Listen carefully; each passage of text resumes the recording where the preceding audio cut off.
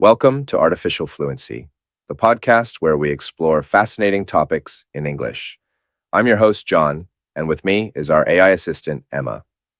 Hello, John. I'm excited to delve into the science of self-improvement today. This is a topic that can benefit everyone, regardless of their background or goals. Absolutely, Emma.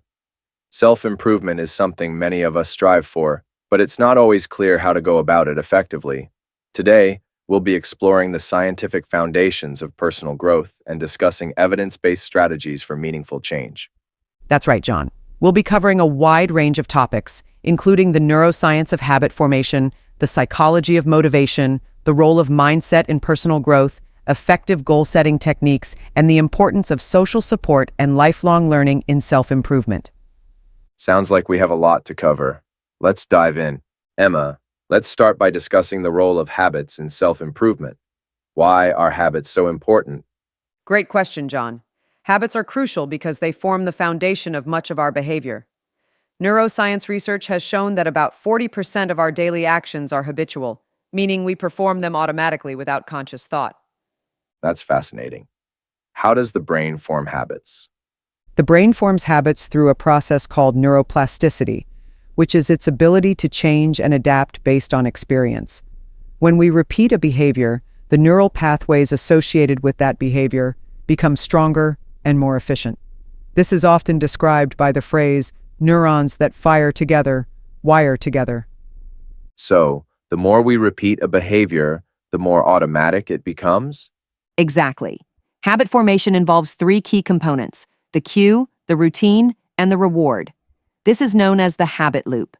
The cue triggers the behavior, the routine is the behavior itself, and the reward is the positive reinforcement that makes us want to repeat the behavior. Can you give an example of how this might work in practice? Certainly. Let's say someone wants to develop a habit of reading before bed. The cue might be getting into bed, the routine would be reading for 30 minutes, and the reward could be the sense of relaxation and accomplishment they feel afterward. Over time, this sequence becomes automatic, and reading before bed becomes a habit. That's really helpful. How can people use this knowledge to form new habits or break old ones?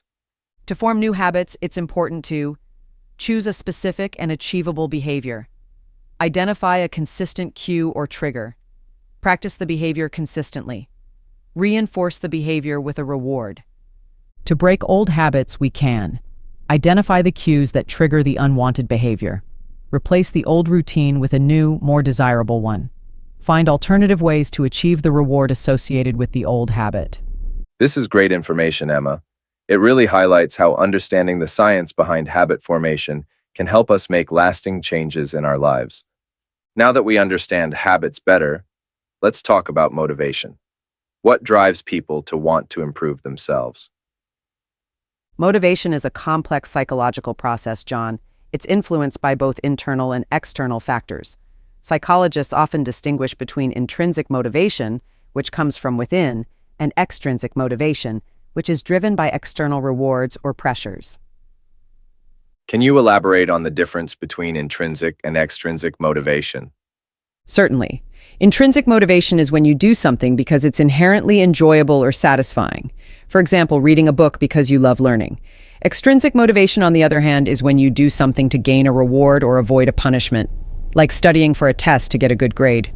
Which type of motivation is more effective for self-improvement?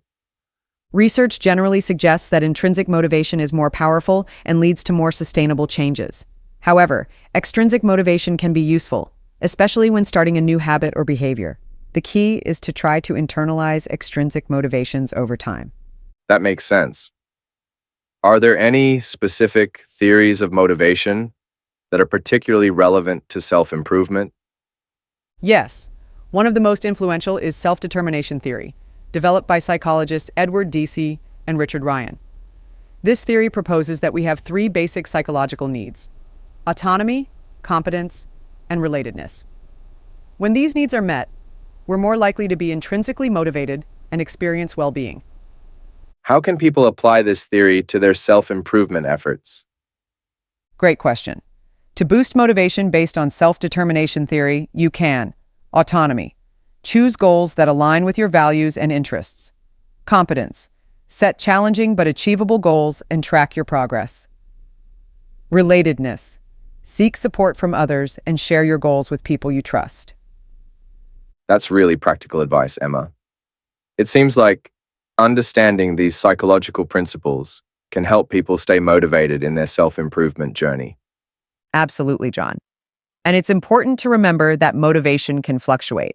The key is to build systems and habits that support your goals, so you can keep making progress even when motivation is low. Let's move on to discuss mindset. How does our way of thinking affect our ability to improve ourselves? Mindset plays a crucial role in self-improvement, John. One of the most influential concepts in this area is the idea of growth mindset versus fixed mindset, developed by psychologist Carol Dweck.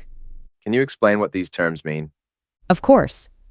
A growth mindset is the belief that your abilities and intelligence can be developed through effort, learning, and persistence. In contrast, a fixed mindset is the belief that your qualities are set in stone and can't be changed significantly. How do these mindsets affect a person's approach to self-improvement? People with a growth mindset tend to embrace challenges, persist in the face of setbacks, see effort as a path to mastery, learn from criticism, and find inspiration in others' success. Those with a fixed mindset often avoid challenges, give up easily, see effort as fruitless, ignore useful feedback, and feel threatened by others' success. That's a stark contrast. Can people change their mindset? Absolutely, John. Mindset is not fixed and can be developed over time. Some strategies to cultivate a growth mindset include embracing challenges and seeing them as opportunities to learn, viewing failures as temporary setbacks and learning experiences, focusing on the process of learning rather than just the outcomes, using the word yet when facing difficulties, e.g., I can't do this yet, seeking out constructive feedback and using it to improve. Those are great tips, Emma. Are there any other aspects of mindset that are important for self-improvement? Yes, another crucial concept is self-efficacy, which is your belief in your ability to succeed in specific situations.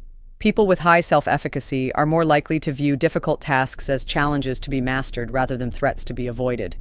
How can people boost their self-efficacy? There are several ways. Set and achieve small goals to build confidence. Learn from others who have succeeded in similar situations. Seek positive reinforcement and encouragement from others. Practice positive self-talk and visualization of success. Manage stress and anxiety through relaxation techniques. This is all fascinating, Emma. It really highlights how our beliefs about ourselves and our abilities can have a profound impact on our capacity for self-improvement. Now that we've covered mindset, let's talk about goal setting. What does the science say about setting effective goals for self-improvement? Goal setting is a crucial part of self-improvement, John. Research has shown that setting specific, challenging goals leads to higher performance than setting vague or easy goals. One popular framework for goal setting is the SMART criteria. Can you explain what SMART stands for? Certainly. SMART is an acronym that stands for specific, clearly define what you want to achieve. Measurable, have a way to track your progress. Achievable, make sure the goal is realistic given your resources and constraints. Relevant, ensure the goal aligns with your broader objectives and values. Time-bound, set a deadline or time frame for achieving the goal. Measurable, have a way to track your progress. Achievable, make sure the goal is realistic given your resources and constraints. Relevant, ensure the goal aligns with your broader objectives and values. Time-bound, set a deadline or time frame for achieving the goal. That's a helpful framework. Are there any other important principles of effective goal setting? Yes, there are several other key principles. Write your goals down. This makes them more concrete and increases commitment. Break large goals into smaller sub-goals. This makes them less overwhelming and provides more frequent feelings of accomplishment. Create action plans. Outline the specific steps you'll take to achieve your goals. Review and adjust regularly. Be flexible and willing to modify your goals as circumstances change. Celebrate progress. Acknowledge and reward yourself for milestones along the way. Those are great tips, Emma. How about the balance between short-term and long-term goals? That's an important consideration, John. It's beneficial to have a mix of both short-term and long-term goals. Short-term goals provide quick wins and maintain motivation, while long-term goals give direction and purpose. Ideally, your short-term goals should align with and support your long-term objectives. What about when people fail to achieve their goals? How should they handle that? Failure is a natural part of the goal-setting process, John. When goals aren't met, it's important to analyze what went wrong without harsh self-judgment, learn from the experience, and adjust your approach. Maintain a growth mindset and view setbacks as opportunities for learning. Seek support from others if needed. Recommit to your goals or set new ones based on what you've learned. This is all really valuable information, Emma. It seems like effective goal setting is both an art and a science. That's a great way to put it, John. By applying these evidence-based principles, people can set goals that are both motivating and achievable, significantly boosting their self-improvement efforts. We've covered a lot of individual strategies for self-improvement, but what about the role of other people in our growth journey? That's an excellent question, John. Social support plays a crucial role in self-improvement. Research has consistently shown that people who have strong social support networks are more likely to achieve their goals and maintain positive changes over time. How exactly does social support contribute to self-improvement? Social support contributes in several ways. Accountability. Having others who know about your goals can motivate you to stay on track. Encouragement. Supportive friends and family can boost your morale during difficult times. Feedback. Others can provide valuable perspectives and constructive criticism. Role models. Seeing others succeed can inspire and guide your own efforts. Shared learning. You can learn from others' experiences and strategies. That makes a lot of sense. Are there specific ways people can cultivate supportive relationships for self-improvement? Absolutely. Here are some strategies. Join groups or communities focused on your areas of interest or goals. Find an accountability partner or mentor. Share your goals with trusted friends or family members. Participate in online forums or social media groups related to your self-improvement goals. Consider working with a coach or therapist for professional support. Those are great suggestions, Emma. Now let's talk about lifelong learning. Why is it important for self-improvement? Lifelong learning is crucial for self-improvement because it keeps our minds active, expands our skills and knowledge, and helps us adapt to an ever-changing world. It's not just about formal education. It includes any intentional learning activities throughout life. What are some benefits of lifelong learning? The benefits are numerous: improved cognitive function and brain health, enhanced career prospects and adaptability, increased self-confidence and self-esteem, greater sense of purpose and life satisfaction, expanded social connections through learning activities, improved ability to cope with change and uncertainty. Those are compelling reasons to embrace lifelong learning. How can people incorporate it into their lives? There are many ways to engage in lifelong learning. Read books, articles, or scientific papers in areas of interest. Take online courses or MOOCs, massive open online courses. Attend workshops, seminars, or conferences. Learn a new skill or hobby. Engage in discussions with people from diverse backgrounds. Reflect on experiences and seek lessons from them. Set aside dedicated time for learning and exploration. This is all fantastic information, Emma. It really highlights how self-improvement is not just an individual journey, but one that's enriched by our connections with others and our ongoing commitment to learning. Exactly, John. By combining social support with a dedication to lifelong learning, people can create a powerful foundation for continuous self-improvement and personal growth. Well, Emma, we've covered a lot of ground today in our exploration of the science of self-improvement. Can you summarize the key takeaways for our listeners? Certainly, John. Here are the main points we've discussed. Understanding the neuroscience of habit formation can help us create lasting behavioral changes.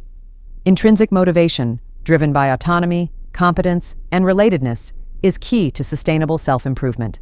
Cultivating a growth mindset and self-efficacy can significantly enhance our capacity for personal growth. Effective goal setting using principles like SMART criteria can guide our self-improvement efforts.